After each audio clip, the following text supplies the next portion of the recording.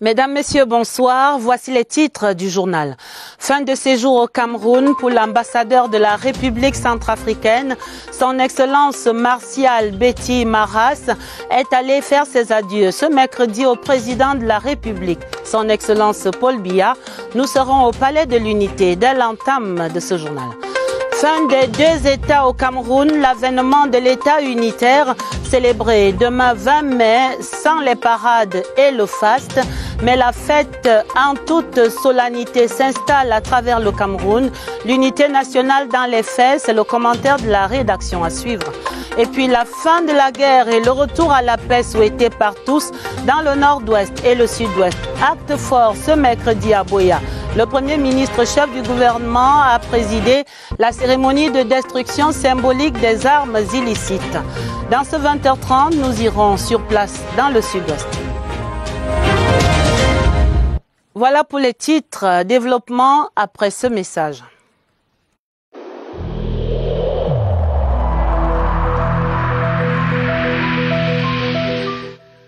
Je vous exhorte de nouveau à porter vos masques, à vous laver régulièrement les mains et à faire appel à un médecin ou à tout autre personnel de santé au cas où des symptômes apparaissent.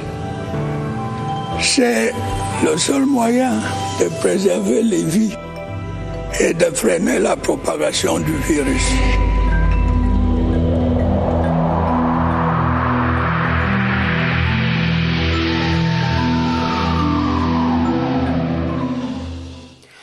Son Excellence Martial Betty Maras s'en va. Ce mercredi, l'ambassadeur de la République centrafricaine est allé faire ses adieux au président de la République, son Excellence Paul Biya. Promesse du diplomate centrafricain, il sera désormais l'ambassadeur du Cameroun dans son pays et partout où ses hautes fonctions le conduiront. Reportage au Palais de l'Unité, Yves-Marc Medzo. 6 ans et 8 mois, c'est le temps passé au Cameroun par son Excellence Martial Betty Maras en qualité d'ambassadeur extraordinaire et plénipotentiaire de la République centrafricaine dans notre pays. C'est l'un des plus longs bails d'un ambassadeur étranger en République du Cameroun. Rien de surprenant alors que le diplomate centrafricain ait, au moment de quitter définitivement le Cameroun, une si bonne connaissance de notre pays, de sa culture et de ses dirigeants, en tête desquels le président de la République Paul Biya, qui accepte longuement de le recevoir au Palais de l'Unité ce 19 mai 2021. Son Excellence Martial Betty Maras, ambassadeur de la République centrafricaine. Monsieur l'ambassadeur. Rien à faire pour l'hôte centrafricain, le chef de l'État camerounais est un sage du continent. Je suis fier d'être accrédité au Cameroun et d'être accrédité auprès du président de la République. Je suis venu à l'école de la sagesse et j'en sors satisfait. La proximité entre le Cameroun et la République centrafricaine, voulue par l'histoire et la géographie, est le socle d'une interdépendance qui n'a cessé de produire des bienfaits. Nous appartenons à l'espace communautaire CEMAC et CAC, pour ne pas parler de l'Union africaine. Et tout ce qui touche le Cameroun touche la République centrafricaine. Depuis 1995, début des crises militaro-politiques récurrentes en République centrafricaine, le Cameroun a toujours été à nos côtés. Je ne dis pas à côté de nous, mais à nos côtés. Et les deux chefs d'État se concertent régulièrement pour des questions d'intérêt commun. La force des ministres, il y a des contingents camerounais qui se battent là-bas aux côtés des Centrafricains. Nous formons les maillons d'une même chaîne. Si ça ne marche pas en République centrafricaine, le Cameroun sera touché vice-versa. Sur la rue de voie de son avenir, l'ambassadeur centrafricain, arrivé au terme de sa mission au Cameroun, sait que la RCA peut toujours compter sur l'accompagnement du Cameroun. Sa mission d'ambassadeur de RCA au Cameroun étant achevée, son Excellence Martial Betty Maras va s'empresser de dévoiler à la presse les axes de sa future mission.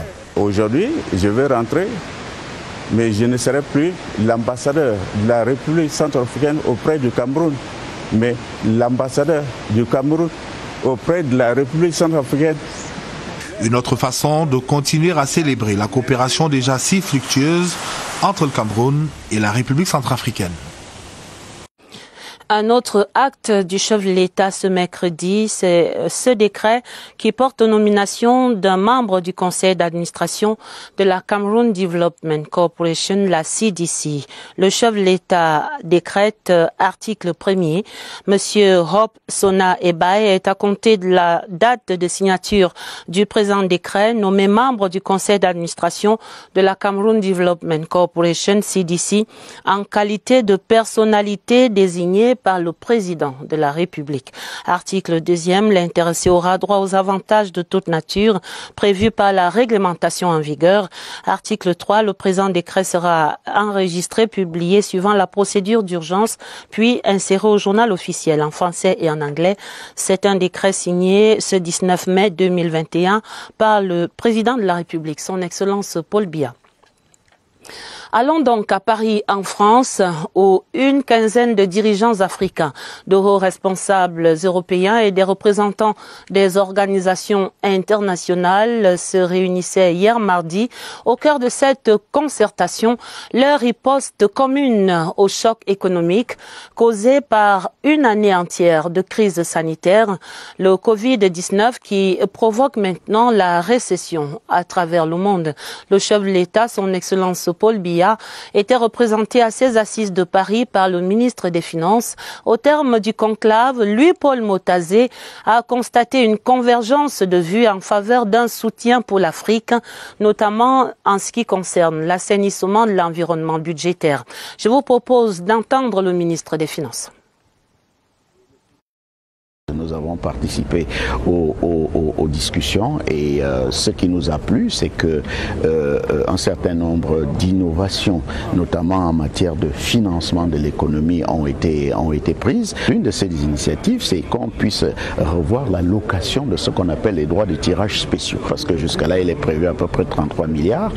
Pour l'Afrique, on a estimé que bon, c'est déjà bien, on a les 33 milliards, mais il faut aller même jusqu'à 100 milliards. Avec cette différence que les 100 milliards, ce n'est pas seulement pour les États africains, mais également pour les institutions comme la Banque africaine de développement. Ce qu'on peut en retenir, c'est qu'il y a une espèce de convergence de vues pour que l'Afrique reçoive un traitement de plus en plus de faveur. Pourquoi de faveur? Parce que, vous savez, ce qui a créé la crise actuelle, c'est une crise sanitaire, c'est la pandémie du coronavirus, et il faut malheureusement constater que l'Afrique, si on ne prend que les vaccins jusque-là, l'Afrique n'a que 2% des vaccins, de l'opération de vaccination qui est menée. L'Afrique a connu une récession telle qu'elle ne l'avait jamais connue depuis plus de 15-20 ans, et il est important que des actions soient maintenant menées pour que l'Afrique sorte de cette situation, parce que les grandes puissances ont des mécanismes de financement que l'Afrique n'a pas. Donc il faut tenir compte de ça, il faut tenir compte du fait que l'environnement budgétaire de l'Afrique devra être assaini pour que, et là beaucoup de chefs d'État l'ont dit, pour qu'un certain nombre de critères qui sont souvent imposés en Afrique, 3% du déficit budgétaire, pas plus de 60% de dette par rapport au PIB, etc., que c'est des critères qui mériteraient d'être revus. Le ministre Paul Motazé, de retour de ce sommet sur le financement des économies africaines. Passer de l'économie de guerre à l'économie de développement, c'est le message du Premier ministre chef du gouvernement. Il était hier mardi à Douala et ce mercredi à Buea, en cette veille de la fête de l'unité. Le Premier ministre Joseph Dion Ngouté était en compagnie des représentants de la communauté internationale. Il a procédé là-bas à la destruction symbolique d'un échantillon d'armes légères de petit calibre qui sont en circulation libre à travers le Cameroun. Le Premier ministre chef du gouvernement qui appelle également à une plus grande coopération entre l'armée et la population dans ces deux régions en crise. Envoyé spécial à Buea, Laurentine Bokono. En ce 19 mai historique, l'on a vu des flammes sortir de 2 hauts fourneaux et s'élever dans le ciel de Buea, une espèce fumée noire sous le regard du Premier ministre chef du gouvernement, des diplomates, des autorités militaires et civiles. Témoin et théâtre de l'événement, le quartier Bichungi, non loin du marché central de Buea. Corinna Frink, ambassadeur d'Allemagne au Cameroun, a pris la parole en tant que bailleur de fonds de cette initiative à travers le Bureau des Nations Unies pour le désarmement. Elle a été suivie par Mezui Meela, représentant de l'Union africaine au Cameroun. Faire taire les armes en Afrique s'inscrit en effet dans le cadre des initiatives engagées par l'Union africaine avec l'accompagnement de l'Organisation des Nations Unies. Au plan national, les armes et munitions en combustion proviennent pour certaines des opérations de pacification menées par les forces de défense et de sécurité et pour d'autres d'initiatives de restitution volontaire d'armes détenues par les ex-combattants de Boko Haram ainsi que des groupes armés des régions du Nord-Ouest et du Sud-Ouest. Ceux-là même qui ont décidé d'accepter l'offre de paix formulée par le président de la République, Paul Biya. D'où l'appel d'un fils illustre du terroir, le Premier ministre chef du gouvernement, Joseph Dion Côté. Le président de la République, le président Paul Biya, est un homme de paix. C'est une traduction de son désir de voir le Cameroun rester en paix. Silence the guns. Appel réitéré du chef de l'État en direction de ceux qui hésitent encore à sortir du maquis et à retrouver leur place au sein de la communauté nationale. Cette cérémonie symbolique de destruction des armes illicites que vient de présider le Premier ministre chef du gouvernement à Buea charrie, et on peut le comprendre, beaucoup d'espoir au sein de la population et de l'élite dans le Sud-Ouest. On l'a entendu, le slogan « Il faut faire taire les armes ». Et sur le terrain, dans le Sud-Ouest, le retour progressif à la paix se confirme en dépit de quelques esprits chagrins. Voici des clichés de la vie comme elle va dans cette cité capitale du Sud-Ouest. Et c'était un lundi, ce grand reportage que signe Serge Atangana Bissot, un lundi réputé ville morte là-bas. Voilà la vérité, le chic et le choc des clichés. Un lundi à Buea, en mai 2021, terrasses et salles de bistrot occupées. Celles qui ont l'eau comme corvée y vont naturellement.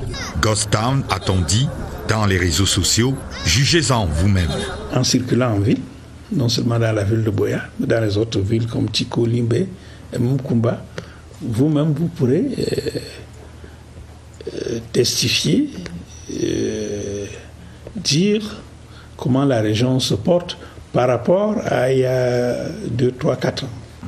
Elle vient d'où vous savez, les conditions que nous venons de traverser. Et la région retrouve sa santé. On était attendu au tournant de l'école. Kumba dans nos mémoires. Nous y sommes, avec ces retardataires, en train de purger la peine prévue, ramasser les ordures. En salle, ce n'est pas la cohue, c'est vrai, le salaire de la surenchère de la peur. Les enfants viennent progressivement et ça augmente progressivement, mais ce n'est pas comme les mardis. Et vous pensez que c'est dû à quoi? Je vais dire les parents. Si les parents laissent venir les enfants, je pense que la situation va changer. Le lundi est un peu difficile parce que les parents ont peur. Si les rues circulent un peu plus librement que les autres jours, les cabarets, eux, montent le son le soir. Lundi, comme les week-ends, il y a une vie après la crise qui prend progressivement le dessus sur les angoisses. Dans Buea, la cité à l'hospitalité légendaire.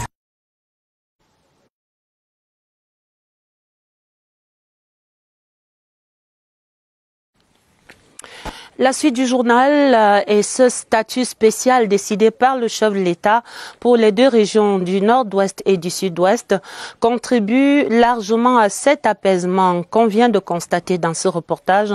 Les 2 régions qui retrouvent un fonctionnement administratif qu'elles connaissent bien depuis les indépendances.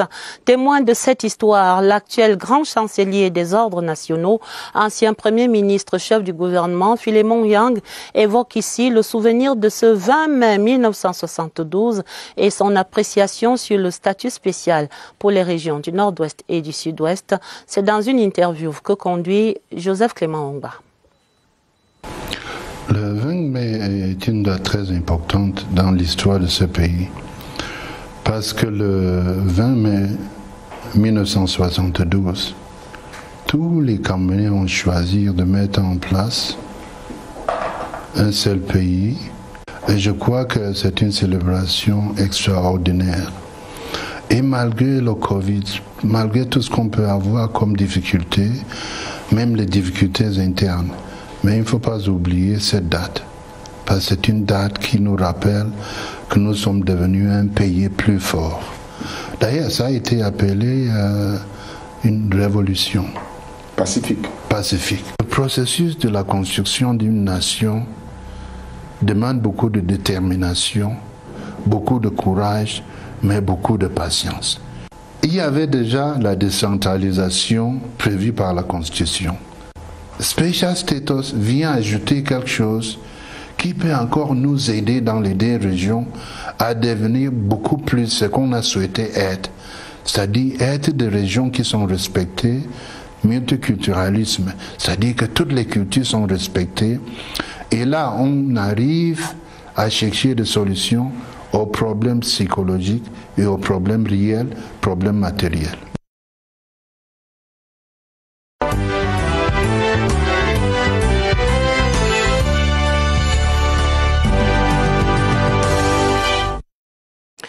Vous pourrez poursuivre le plaisir de cette interview que vous venez de voir dans un rendez-vous que CRTV News vous donne tout à l'heure à 21h15.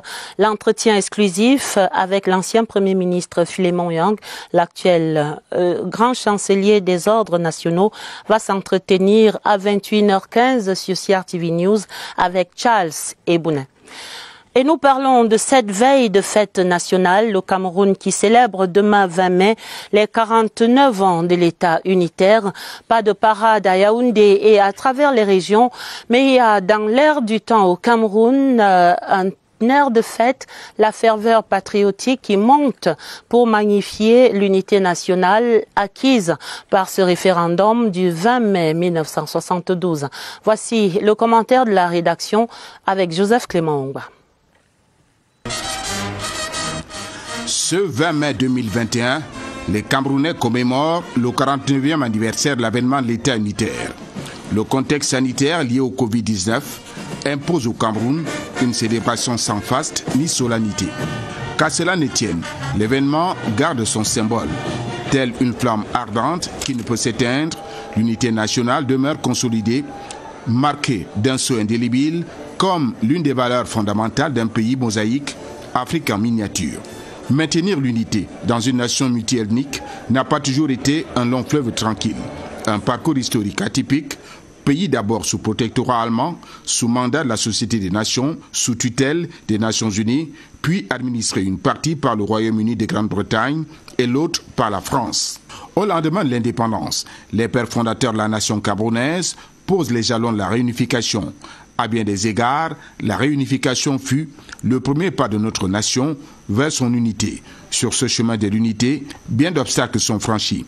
Le putsch manqué du 6 avril 1984, la crise économique des années 87, la désobéissance civile du début de la décennie 90, le différend frontalier sur la presqu'île de Bakassi, la crise sociopolitique des régions du Nord-Ouest et du Sud-Ouest, les velléités de repli identitaire. À chaque survenue de ces crises, le Cameroun a toujours su se régénérer. Envers et contre tout, la mise en place des institutions a consolidé la stabilité du pays. La démocratie camerounaise, avec ses spécificités, est une réalité vivante. La cohésion sociale demeurant un acquis préservé. Sans se laisser dévancer par les événements, le président Paul Biya, qui incarne les institutions républicaines, a toujours usé de sagesse et de pondération pour adopter à chaque situation la mesure et la justesse de la réponse pour une nation unie, riche de sa grande diversité et de la différence de ses peuples. C'est le bel héritage que nous célébrons ce 20 mai. 49 années que ça dure.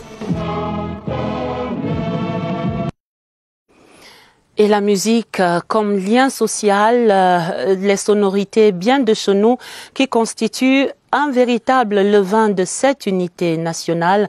Dans le 3e épisode du feuilleton de cette semaine, allons donc vibrer au rythme des danses du Septentrion et des sonorités de cette région, de toutes les régions du Septentrion qui constituent désormais des sonorités qui constituent désormais le véritable patrimoine culturel national partagé par tous ou presque. Laurence Okalia.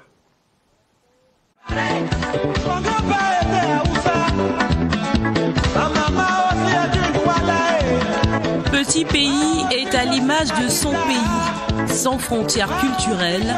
Du littoral au septentrion, l'artiste de Makossa rend hommage à ses origines. Coco Argenté, elle aussi, met le voile sur le Grand Nord. Son traditionnel accent du Sud se noie dans ce fulfulde. C'est que Isnebo lui tient bien la main. Lui qui a su conquérir le triangle national avec ses frères et confrères du groupe Fadal Kautal.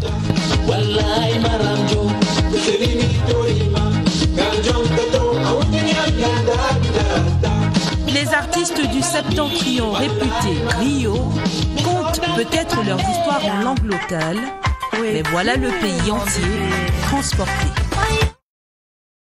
Les forces de défense et de sécurité en fait également. La police, par exemple, est au four et au moulin au quotidien dans nos vies. La sûreté nationale dans la région de l'Est rassure les populations à travers sa disponibilité, la promptitude de ses équipes, la régulation qu'elle assure pour la circulation, la prise en charge des patients au sein des structures sanitaires de la police, des actions qui rapprochent la police du soleil levant du citoyen là-bas. Allons voir cela dans ce reportage de Georges Alain et Ango à Bertois.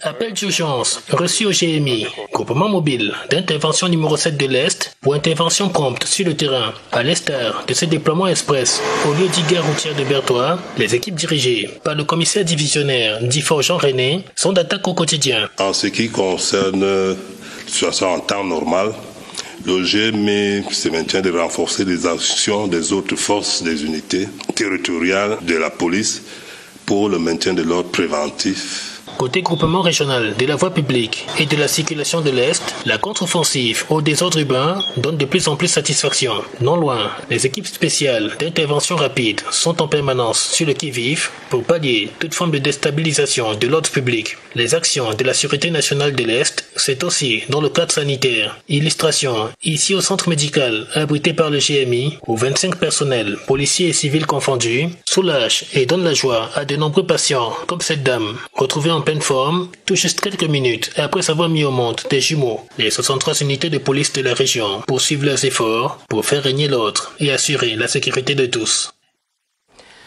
Marquons encore ce soir dans le journal le premier anniversaire des exécutifs municipaux et les 100 jours des exécutifs régionaux. Pour la région du centre, à Yaoundé, le maire est au front sur plusieurs chantiers qui dessinent déjà le nouveau visage de la capitale. Et puis le président du conseil régional et ses équipes prennent leur marque dans la réalisation des projets locaux. Retrouvons pour ce bilan Paul Alain Abena dans le centre. 12 mois après son arrivée aux affaires, le maire de Yaoundé a déjà pris la mesure de sa mission à la tête d'une cité complexe. Les citoyens de la capitale, eux, si exigeants, se gardent encore de toute évaluation hâtive. Il y a encore beaucoup qui restent à faire parce qu'il y a des quartiers, sincèrement, si on vous dit que c'est Yaoundé, vous n'allez pas croire. Il y a une constance. La ville ne s'est pas dégradée. Mais en même temps, on n'a pas encore vu vraiment un changement, sinon Yaoundé est comme d'habitude. Je n'ai pas encore senti l'impact que ce soit au niveau des mairies, que ce soit au niveau des mairies d'arrondissement ou bien de la mairie de la ville. Je ne sens pas encore un impact sur le travail qu'ils font. Cette forteresse est régie par la loi du silence. Et pourtant, derrière ce rideau opaque se déploie une machine.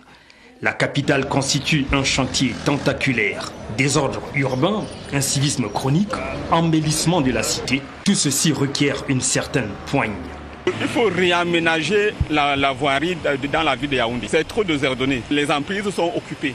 Il faut libérer les emprises là, de manière à ce que il y ait une fluidité. Le conseil régional en place depuis une centaine de jours est encore dans une petite hibernation. Mais la mayonnaise ne devrait pas tarder à prendre. C'est en tout cas l'espoir des Yaoundéens qui rêvent d'une capitale digne de ce nom à l'approche d'un grand rendez-vous sportif continental.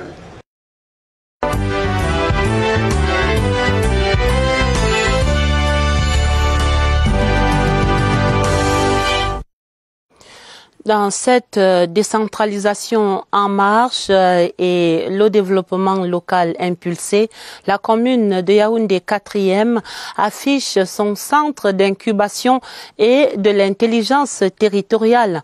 La structure inaugurée ce mercredi va encadrer des jeunes porteurs des projets de création de petites et moyennes entreprises, d'où la présence du ministère des PME dans ce programme. Joël Igor Abanda raconte la cérémonie. 25 jeunes porteurs d'idées d'entreprise rentrent ainsi en incubation de l'intelligence territoriale au nouveau centre d'incubation et d'intelligence territoriale au quartier Nkombo-Maïtur à Yaoundé. Le centre d'incubation et d'intelligence territoriale a pour mission d'accélérer les porteurs de projets, d'idées et d'entreprises. Ces jeunes vont évoluer en communauté pendant les 12 mois que dure leur incubation. Ils sont accompagnés par le réseau des parlementaires pour la promotion de l'entrepreneuriat privé. En termes d'appui multiforme, appui financier, tout ça pour la réalisation de leurs projets. C'est pour ça que nous sommes là. Nous avons certaines possibilités en tant que parlementaires et c'est ces possibilités que nous devons mettre en marche pour apporter un appui multiforme à tous nos incubés. Cette initiative d'incubation des jeunes entrepreneurs est soutenue par le ministère des Petites et Moyennes Entreprises, de l'économie sociale et de l'artisanat. Elle va s'étendre à toutes les autres communes du Cameroun. Parlons promotion et animation des activités de jeunesse et d'éducation civique. Le ministère de la Jeunesse et de l'Éducation civique et les communes et villes unies du Cameroun, les CVUC, ont signé ce mercredi une convention de partenariat. Les deux parties s'engagent par cet acte à renforcer la participation citoyenne des jeunes aux affaires publiques. Pierre Binambarga. La convention de partenariat entre le ministère de la Jeunesse et de l'Éducation civique et les communes et villes unies du Cameroun est relative à la promotion et à l'animation des activités de jeunesse et d'éducation civique. Le MINJEC et les CVUC entendent collaborer en matière d'encadrement et d'accompagnement de la jeunesse et mutualiser les ressources. Les conseils municipaux jeunes vont permettre effectivement une imprégnation très anticipée de notre jeunesse pour participer à l'action communale. Les CVUC s'engagent à fournir au MINJEC toutes les informations et ressources nécessaires à la mise en œuvre des activités relevant du champ d'application de la présente convention. Le ministre de la Jeunesse et de l'Éducation civique, Mounouna Foutsou, confirme l'engagement du gouvernement à apporter toute sa contribution aux côtés des collectivités territoriales décentralisées pour le plein épanouissement de la jeunesse camerounaise. Il y avait une concertation hier mardi ici à Yaoundé entre le ministre de l'Emploi et les responsables des sociétés en charge de la construction et de l'aménagement du barrage hydroélectrique de Naktigal. Le ministre Issachiro Mabakari a rappelé le respect de la réglementation au sujet des recrutements, du transfert des technologies, entre autres. Pierre Bianambarga, une fois de plus. Les salariés camerounais de la société Naktigal Hydropower Company laissent exploser leur frustration. Tout est flou dans la gestion des personnels. Quotas non respectés, pas de transparence dans les recrutements.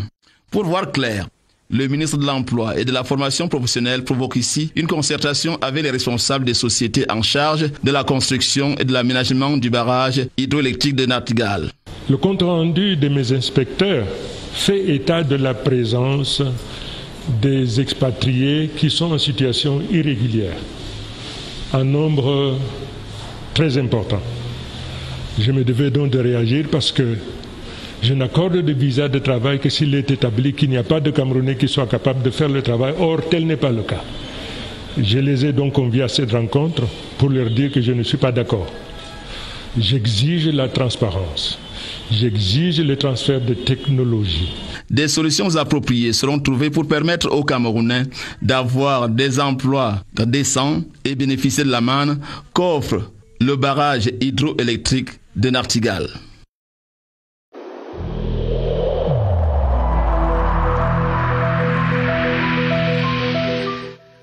Je vous exhorte de nouveau à porter vos masques, à vous laver régulièrement les mains et à faire appel à un médecin ou à tout autre personnel de santé au cas où des symptômes apparaissent. C'est le seul moyen de préserver les vies et de freiner la propagation du virus.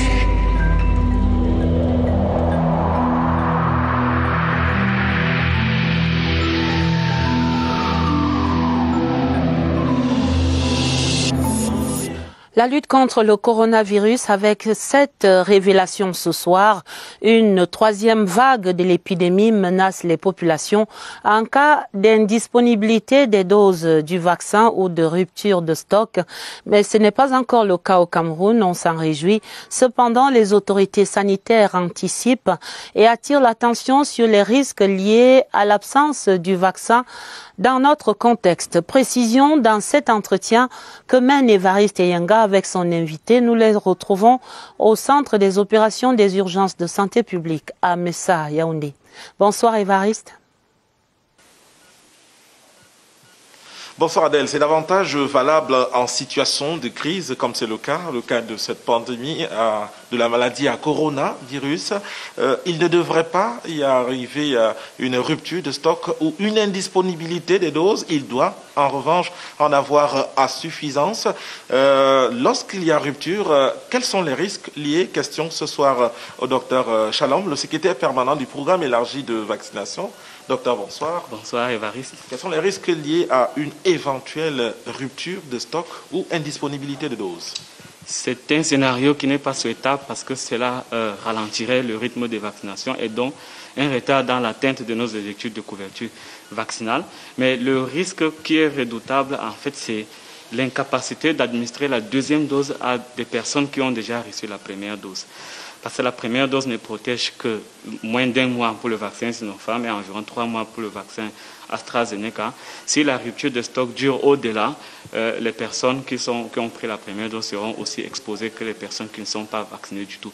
Mais nous sommes confortables dans notre pays parce que nous avons plusieurs sources d'approvisionnement et le gouvernement a pris toutes les démarches pour que nous ayons les vaccins suffisants à tout moment. Est-ce que justement, dans les moments à venir, on pourrait avoir d'autres vaccins arrivés au Cameroun? Oui, exactement. Ça dépend de la consommation de stock que nous avons déjà parce qu'il faut jouer à la fois pour éviter l'apparition des doses que nous avons et aussi éviter la rupture des stocks. Nous sommes assez expérimentés pour réguler le niveau des stocks au point de ne pas tomber en rupture de stock et aussi éviter les péremptions. Merci à vous, docteur Shalom. On l'a noté. Pour le cas du Cameroun, c'est le confort. Encore, pas d'inquiétude quant à une éventuelle indisponibilité de doses ou une rupture de stock. À vous le plateau. Merci Évariste. Nous allons dans la Damawa où l'Institut africain d'informatique inaugurait son centre départemental du Djerem. L'infrastructure était mise en service à Tibati précisément par le représentant résident Armand Claude Abanda. Une cérémonie couplée à la remise des parchemins au lauréat de la promotion dénommé Gambo Aman. Nous retrouvons à Tibati Ibrahim Mohamed Abbassi. L'Institut africain d'informatique donne la possibilité aux populations du département du Djerem d'avoir accès à la maîtrise de l'outil informatique. La mise en service de ce centre de Tibati traduit la volonté des responsables de l'IAI de poursuivre son extension et sa modernisation dans la région de la Damawa. C'est un projet qui est porté par le gouverneur Gambo Aman. Il a soutenu énormément nos structures et c'est pour moi également un signe de reconnaissance. L'IAI connecte le Djerem à la modernité. 116 filles du département, ça rime à l'usage du TIC. Il était donc question de former le plus grand nombre de jeunes, d'enfants et de femmes à l'outil informatique. Cette formation ouvre la voie au métier de l'informatique à la jeunesse pour récompenser les efforts de l'IAI Cameroun à sortir les populations de l'analphabétisme numérique. Armand Claude Abanda fait son entrée dans la cour de l'Amido de Tibati en qualité de notable. À l'international, la fin du salon intégré sur la sécurité et la sûreté à Moscou dans la Fédération de Russie, un bilan appréciable pour cet événement annuel organisé par les autorités russes et qui fait la part belle au savoir-faire des derniers développements en matière de prévention et de gestion des situations d'urgence. La participation du Cameroun à cet événement avec l'envoyé spécial Séverin Legambele. La moisson a tenu la promesse des fleurs. Des pays amis et régions de la Fédération de Russie, ainsi qu'une importante délégation des 59 États membres de l'Organisation internationale de protection civile ont participé au salon. Par rapport à 2019, je vois qu'il y a eu des avancées significatives en termes d'équipement et en termes de matériel d'intervention pour les unités de la protection. À travers la présentation des technologies de pointe, on a eu la preuve que le monde ne s'est pas arrêté avec la maladie à coronavirus. La recherche et l'innovation technologique se portent plutôt bien. La sécurité doit être intégrée, comprenant à la fois les services de sécurité, la sûreté et la protection civile, allant depuis la prévention jusqu'à l'organisation des secours au sauvetage. Par ce 13e salon sur la sûreté et la sécurité, la Fédération de Russie vient une fois de plus montrer un ensemble de résultats des recherches qui sont menées dans le cadre de la lutte et la prévention des risques. Ici à Moscou, on a pu voir ce qui est fait par l'armée, on a pu voir également ce qui est fait par des chercheurs civils. Moscou, Romuald Secha, Séverin Legambele, CRTV. Les adieux de la représentation nationale à l'honorable Emilia Monjoa Lifaka, la vice-présidente de l'Assemblée nationale, décédée le 20 avril dernier. La cérémonie d'hommage avait lieu ce mercredi au Palais des Congrès sous la conduite du premier vice-président Hilarion Eton, représentant du président Kavayi Djibril, des membres du gouvernement et des représentants des associations des parlementaires du Commonwealth se sont tous inclinés devant la personnalité et l'œuvre de la défunte. Pulchéri Athé. La douleur était vive et l'émotion grande au cours de cette cérémonie d'hommage à l'honorable Emilia Monjoa Lifaka. Comme acte 1, la prière, question de confier l'âme de la défunte au Seigneur. S'en sont alors suivis de nombreux témoignages. L'honorable Lifaka laisse un vide au sein de la prestigieuse association des parlementaires du Commonwealth dont elle était présidente du comité exécutif. Le bureau de l'Assemblée nationale perd un député engagé et exemplaire. Nous avons mené des combats multiformes au sein de l'Assemblée nationale. Elle impressionnait par ses tenues et attirait des regards admiratifs sur ses beaux chapeaux empruntés au style de la reine d'Angleterre. Au nom du président de l'Assemblée nationale, le premier vice-président a salué la contribution de l'illustre disparu au rayonnement du Parlement camerounais. Son expertise avisée, déclinée par ses innombrables contributions au sein de la commission des lois constitutionnelles, la femme politique tout court, patriote intransigeante, parlementaire accomplie. Député RDPC du Fako Ouest, l'honorable Emilia Monjoa Lifaka cumule un total de 4 mandats à l'Assemblée nationale. Elle sera inhumée samedi prochain à Boya, dans le sud-ouest. Les condoléances du 20h30. La page des sports, nous allons à la découverte de l'Institut Françoise Mbango. L'Institut qui se donnait à voir ce mercredi à l'occasion de la journée Portes ouvertes, une cérémonie placée sous le thème l'enseignement supérieur aujourd'hui, atout, opportunités et perspectives pour la jeunesse. Parmi les invités spéciaux, le directeur général de la CRTV, Charles Ndongo, et le ministre d'État, ministre de l'enseignement supérieur, chancelier des ordres académiques, le professeur Jacques Famdongo, qui a remis un don d'ordinateur PBHV aux étudiants de cet institut. Pour le récit, Armand Ambassa. Recevoir des mains du ministre d'État, ministre de l'Enseignement supérieur, le professeur Jacques Famdongo, le don d'ordinateur du président de la République, ces étudiants de l'Institut Françoise Mbango n'en reviennent toujours pas. Nous sommes très contents de ces dons que nous avons reçus de la part du président de la République à l'occasion de cette journée porte ouverte.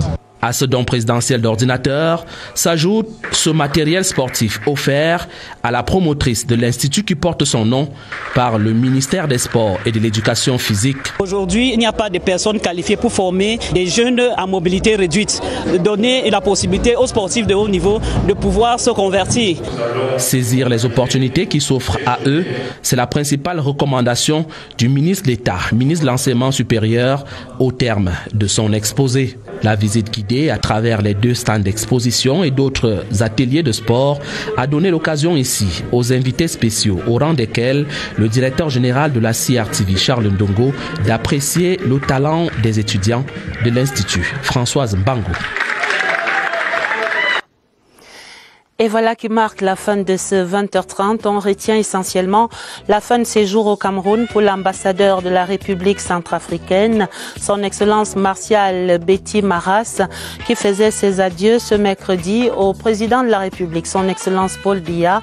La veille également de la célébration de l'État unitaire. Demain est 20 mai, fête nationale au Cameroun.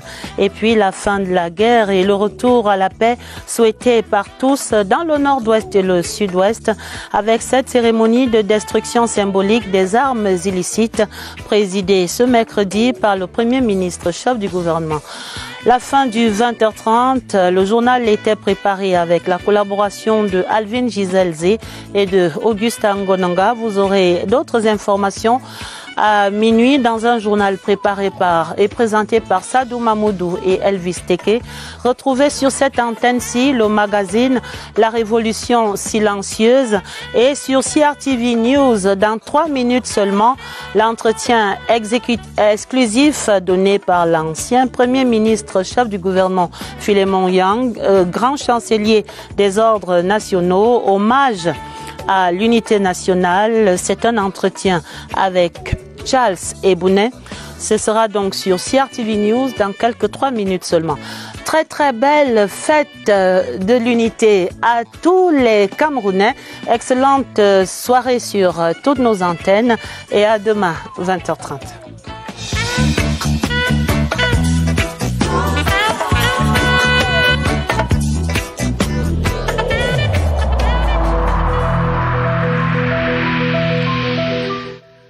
Je vous exhorte de nouveau à porter vos masques, à vous laver régulièrement les mains et à faire appel à un médecin ou à tout autre personnel de santé au cas où des symptômes apparaissent. C'est le seul moyen de préserver les vies et de freiner la propagation du virus.